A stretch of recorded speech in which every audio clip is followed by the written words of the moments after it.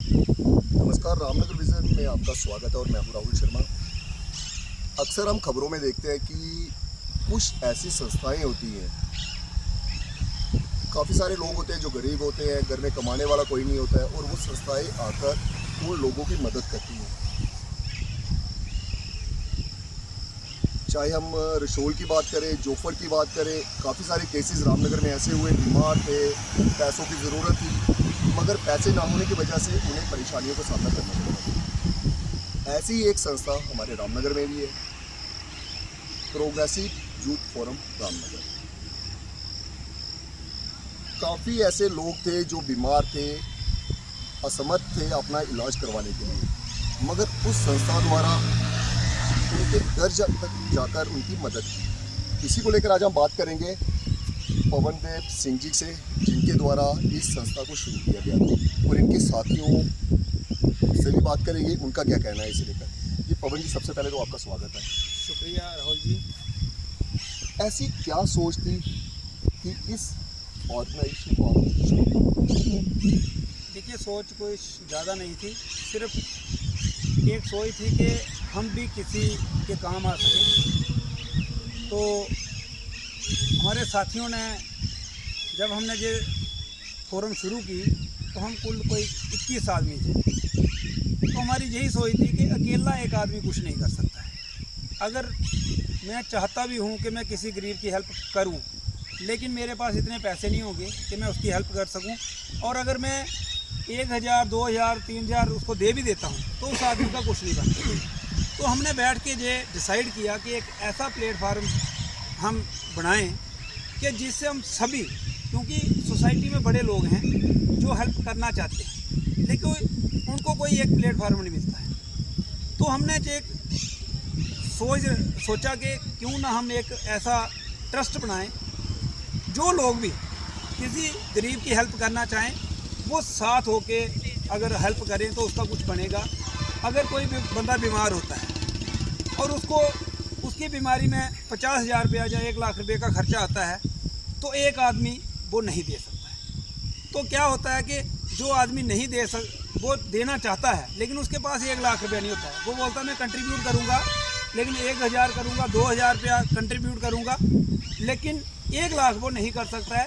तो हमने एक ट्रस्ट बनाया जिसमें हम 1,000 रुपया अगर 100 बंदा डालता है तो उस बंदे का भी इलाज हो सकता है जिसको वो ज़रूरत है, जिसको वो पैसा चाहिए। और हम जो लोग एक समाज सेवा करना चाहते हैं उसमें हमारा कंट्रीब्यूशन हो जाता है। तो यही सोच के हमने ये ट्रस्ट बनाया था, और जब हमने ये ट्रस्ट बनाया हमारे 21 मेंबर थे। तो अभी आज तक हमारे ये, मुझे लगता है कोई 200-250 के करीब हमारा मेंबर है। तो जब भी हमें कोई किसी तरह से भी अप्रोच करता है तो हम अपने से पूरी कोशिश करते हैं। और जो भी लोग हमारे रामनगर के लिए कुछ करते हैं, जैसे आपने पिछले दिनों देखा राहिल ठाकुर जी, जिन्होंने एक गरीब परिवार की स्टोरी की, और उसमें भी हमने फोरम की तरफ से जो हमसे होता था हमने वहाँ योगदान दिया। और ऐसे लोगों की सपोर्ट करना भी हमारा फर्ज है। जैसे जोफड़ में उन्होंने स्टोरी की थी, वहाँ भी काफ़ी उन्होंने सहयोग किया उस फैमिली का। फिर उन्होंने एक बाड़ी के पंचायत में की, वहाँ भी उन्होंने अच्छा। और हमारा फर्ज बनता है कि ऐसे लोगों की हम सपोर्ट करें, और फोरम का हमारा बनाने का मकसद यही है कि हम गरीब के काम आ सकें। कि कोई आदमी अगर हमारे पास आता है कि हमारी हेल्प हो, तो हम सभी मिलके, हमारे ग्रुप बने हुए हैं व्हाट्सएप पे, तो हम व्हाट्सएप पे अगर वो मैसेज करते हैं तो हमें काफ़ी हमारे साथी जो है वो डोनेशन करते हैं, और जो पैसा हमें डोनेट होता है हम उससे लोगों की हेल्प करते हैं। और उसमें जो हमारा अकाउंट नंबर है, तो उसमें जैसे हमारे एडवोकेट अनूप जी हैं, उसके जो कैशियर हैं, इनके नाम अकाउंट है, और इनके साथ राजेश गुप्ता जी, तो इन दोनों, यही 2 लोग हैं जो पैसा वहाँ से निकाल सकते हैं। और हम ग्रुप में, जैसे जो पिछले 1 साल में जितना भी पैसा आया हमारे अकाउंट में, उसकी पूरी स्टेटमेंट हम अपने ग्रुप में शेयर करते हैं, कि ताकि हमारा कोई भी मेंबर है जो हमें पैसे देता है वो उसमें देख सके कि कितना पैसा 1 साल में हमें आया, और कितना पैसा हमने डोनेट किया, और कितना हमारे पास बैलेंस है। क्योंकि एक जो भी लोग हमें पैसा देते हैं उनको पूरा हक बनता है कि वो हमसे जान सकें कि ये पैसा कहाँ जाता है और आपने किसको जे पैसा डोनेट किया, और जब भी हम कोई डोनेशन करते हैं हम चेक के थ्रू करते हैं, और उसका बाकायदा हम फेसबुक पे उसका फ़ोटो भी डालते हैं। और हमारा फ़ोटो डालने का मकसद ये नहीं होता कि हम पॉपुलर होना चाहते हैं, हम सिर्फ वीडियो इसलिए बनाते हैं, हम ये चाहते हैं कि हमें देख के 4 लोग और ये काम करें। ज़रूरी नहीं है वो हमारे ट्रस्ट के साथ जुड़ें, वो अलग प्लेटफार्म में काम करें, लेकिन किसी गरीब के काम आ सके, क्योंकि अपने लिए काम करना कोई बहुत बड़ी बात नहीं है। चलो आपकी बात को अभी रोकता हूँ, थोड़ी देर के बाद बात करेंगे। लेकिन जब पवन जी ने आपसे, जहाँ तक मुझे लगता है कि शुरू से आप इस ऑर्गेनाइजेशन के साथ जुड़े हुए हो, जब आपको पहली बार इन्होंने कहा था, क्या लगा था, क्या सोचा था? शुरू से ही इनके साथ जब से रह रहे हैं, हमें यही शौक था कि किसी न किसी की हेल्प ऐसे भी करते हैं कभी, क्यों ना किसी प्लेटफॉर्म पे आके करें। तो उस वक्त जब हम सबसे ज़्यादा कोरोना के टाइम में हमने जब शुरू किया तो लोग उस वक्त बाहर भी निकलते थे, तो हमने काफ़ी बढ़ चढ़ के काम किया, और भगवान की दया से ये रहा कि सब कुछ ठीक रहा हमारे साथ, और हमने खूब उस वक्त हर गांव जाके राशन बांटा। इवन कि हमारे SDM सर भी कई बार इनको फ़ोन करते थे कि हमें राशन का या आगे पीछे जो भी होता था तो हम करते थे, हमने खूब बढ़ चढ़ के काम किया उसमें। उसके बाद चलते रहे आगे। अब सारे जब इन्होंने पहले भी सोशल लोगों के काम करने, तो क्यों ना प्लेटफॉर्म पे आके काम करें, तो अच्छा है, सब कुछ चलता रहा। एडवोकेट अनूप जी, इनसे भी बात करेंगे। अनूप जी, लगता था जब शुरू किया था इस संस्था को आपके साथ के द्वारा या आपके साथ में तो लगता था कि इस मुकाम पे पहुंचोगे? देखो, जब भी आप कोई काम स्टार्ट करते हैं तो मुश्किलें तो आती हैं, लेकिन हमें भरोसा था एक दूसरे के ऊपर कि जब हम साथ चलेंगे तो कुछ भी कर सकते हैं, और वो हमने करके दिखाएंगे। जितने भी हमारे मेंबर थे उनके हम ट्रस्टवर्दी बने, अकाउंटेबिलिटी रखी, हिसाब रखा, तो तब हम एक दूसरे के साथ लोग जुड़ते हैं और ये डोनेशन देते हैं। ऐसे कोई किसी को पैसे नहीं देता, लेकिन जब आप किसी को हिसाब दोगे, पूरा एक्यूरेट रखोगे, ट्रांसपेरेंसी रखोगे किसी चीज़ में, तो लोग आपके साथ जुड़ते रहेंगे। और आज हम खुशकिस्मत हैं कि हमारे साथ 300-400 प्लस जो हमारे डोनर हैं, जब भी हम कोई मैसेज डालते हैं तो वो डोनेशन करना शुरू कर देते हैं। लेकिन कभी वो ये नहीं पूछते कि आप पैसे कहाँ दे रहे हैं, किसको दे रहे हैं। 4-5 साल से हमारा ये चल रहा है पूरा प्रोसेस। रजिस्टर तो हमने पिछले साल ही करवाया था, लेकिन हमने ऑफिशियली जो हम चल रहे थे, ग्रुप बनाया था हमने, ऐसे चला रहे थे इसको। तो 2014 के बाद हम चला रहे थे, लोग फिर भी डोनेशन कर रहे थे।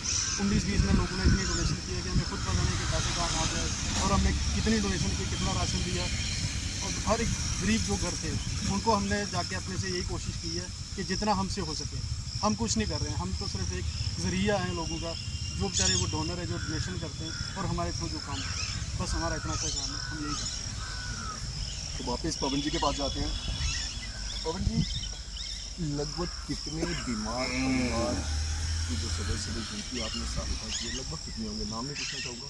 देखिए, इतना तो हिसाब हम नहीं रखते हैं, लेकिन हमने अपने फेसबुक पेज पे वो सारा डाला होता है कि हमने किस किस की सपोर्ट की है और किस किस को हमने पैसे डोनेट किए। वो सारा हमने अपने फेसबुक पे जो पेज है प्रोग्रेसिव यूथ फोरम का, उस पर हमने दिया होता है। तो बाकी हमने जिसकी शुरुआत की थी 2014 में, तो तब हमने छोटे छोटे जैसे स्कूलों में जाके कापियाँ बांट रहे हैं, पेंसिलें बांट रहे हैं, ये काम शुरू किया था। और उसके बाद ये क्योंकि आपको पता है जब भी कोई आप अच्छा काम शुरू करते हो तो उसका अपोजिशन बड़ी होती है। बिल्कुल बिल्कुल। तो एक टाइम ऐसा आया कि मैं दुखी हो गया लोगों की बातें सुन के कि देखो जी, ये अपने लिए पैसे इकट्ठा करते हैं, ये वो करते हैं। तो मैंने ये डिसाइड किया कि हम इसको बंद कर दें। लेकिन उसके बाद जब कोरोना आया तो वो हमारा अकाउंट वैसे ही पड़ा था। तो जब कोरोना आया तो कोरोना में मैंने देखा कि एक मेरा अपना गांव है जंदरोड, वहाँ से मुझे फ़ोन आता है कि भाई हमारे पास कुछ भी खाने के लिए नहीं है, तो हमें कुछ ना कुछ दो। हमारे मोहल्ले के कुछ लोग थे, तो मैंने देखा कि हमारे अकाउंट में कितने पैसे हैं। तो हमने देखा कि उस वक्त हमारे प्रोग्रेसिव यूथ फोरम के अकाउंट में कोई 8500 रुपया था। तो हमने वो पैसे निकाल के उसका राशन लिया और वो जाके वहाँ पर बांटा। और उसके बाद आपने देखा, आप भी 2 महीने हम लगातार, जब लोगों को कोरोना में बाहर नहीं निकलते थे, हमारी पूरी टीम, तो पूरे 2 महीने हम लोगों के बीच जाते रहे और इतना राशन बांटा कि मुझे लगता है कि लगभग 7 से 8 लाख का राशन हमने लोगों में बांटा। और उसमें से आप मानोगे कि हमारी खुद की डोनेशन कोई 1000, 2000 या 3000 ही होगी जो हमारे मेंबर थे। लेकिन किन लोगों ने हमें पैसे दिया वो मुझे खुद यकीन नहीं होता। जो हमारे साथी जहां अमेरिका में रहते हैं उन्होंने हमें पैसे डोनेट किए, जो हमारे साथी कनाडा में रहते हैं उन्होंने डोनेट किए, हमारे संजय शर्मा जी हैं, वो परमानेंट हमारे डोनर रहते ही हैं। जो भी हमारा होगा उनके पैसे आते ही आते हैं। वो ओमान में रहते हैं।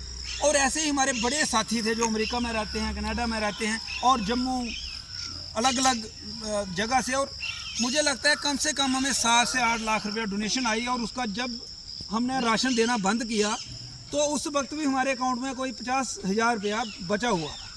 तो मैं ये कहता हूँ कि जब आप अच्छा काम करोगे कभी कभी आपको मुश्किलें आती हैं। और हमें जब मुश्किलें आई हमने यही सोचा कि बंद करेंगे, लेकिन उसके बाद एक दोबारा उम्मीद जागी कि नहीं यार, अगर हम अच्छा काम करेंगे लोग साथ देते हैं। और उसके बाद हमने पीछे मुड़ के नहीं देखा है। और आप अब कोई जो मर्जी बोले, मुझे कोई फ़र्क नहीं पड़ता है। बड़े सारे लोग अभी भी घर में बैठ के बातें करते होंगे कि ये पता नहीं अपनी पॉपुलरिटी के लिए काम करते हैं जो, लेकिन ऐसी कोई सोच नहीं है हमारी यही सोच है कि कोई भी जो गरीब आदमी है हम उसके काम आ सकें। तो कोशिश की और लोग जुड़ते गए। और अब इतना है कि जब भी हम कोई ग्रुप में मैसेज डालेंगे, लोग पैसे भी डालते हैं हमें, जो भी हमारे डोनर हैं, और ऐसे नए नए डोनर भी जुड़ते हैं। और जैसे अनूप ने कहा कि हमें कभी किसी ने नहीं पूछा कि आप पैसे कहाँ देते हो, लेकिन फिर भी हमारा फ़र्ज़ बनता है। हम क्यों स्टेटमेंट अपने अकाउंट में डालते हैं कि हमारा फ़र्ज़ बनता है कि उनको हिसाब देना।